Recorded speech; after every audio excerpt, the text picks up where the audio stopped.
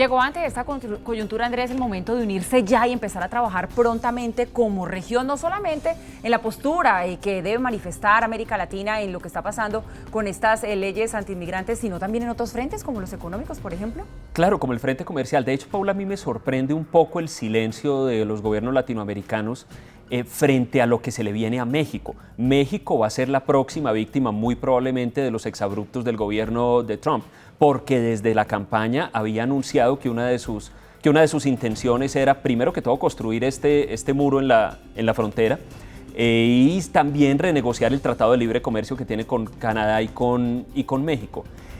Sí extraña a uno que los países de América Latina no presenten una posición un poco más seria y un poco más unida y un poco más clara en torno a lo que se pretende hacer contra México. ¿Y qué tan tranquilos o inquietos deberíamos estar los colombianos con estas leyes que todavía no nos han tocado a nosotros? Pero usted no sé si recuerda en esa época de los 90s, cuando estaba el boom del narcotráfico en Colombia y que a los colombianos les dieran visa para entrar a Estados Unidos, esto era toda una odisea.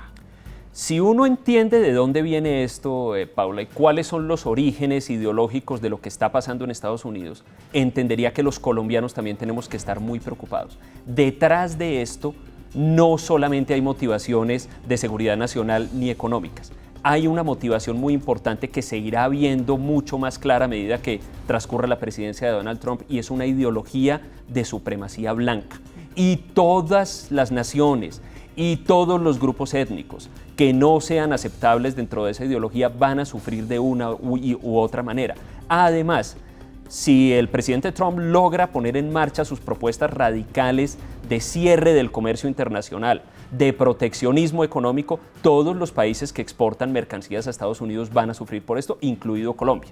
No descartaría yo también que haya problemas migratorios en el futuro, restricciones migratorias, no se puede descartar con este discurso, y aún más, un enrarecimiento generalizado del panorama mundial y del panorama en Latinoamérica. En particular me preocupa lo que pueda venir luego de las medidas que se tomen contra México. Todo esto va a perjudicar a Colombia. Colombia no va a salir ganando de esto de ninguna manera, como se ha hecho creer de parte de algunos círculos. Bueno, y ya que mencionó usted la situación de México, que es quizá la más complicada por ahora, en eso estamos de acuerdo, México no tiene, digamos, esa igualdad de condiciones para negociar. ¿Realmente qué puede pasar allí con México? Lo último que supimos fue una conversación privada que más o menos duró una hora. Acordaron allí no seguir hablando en público con respecto a este tema.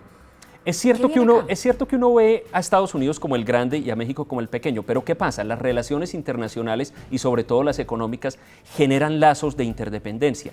México también tiene muchas formas de tomar medidas o muchas maneras de tomar medidas contra Estados Unidos en caso de que esto suceda. Y sin ni siquiera que sea necesario que México tome medidas. El mismo hecho de que Estados Unidos cierre el comercio con México perjudica al propio Estados Unidos, que se beneficia de los productos fabricados en México o cultivados en México y que se venden en su país. Los precios al consumidor subirían en Estados Unidos. Es probable que algunos sectores industriales en Estados Unidos ya no sean competitivos sin las cadenas de suministros que vienen desde México.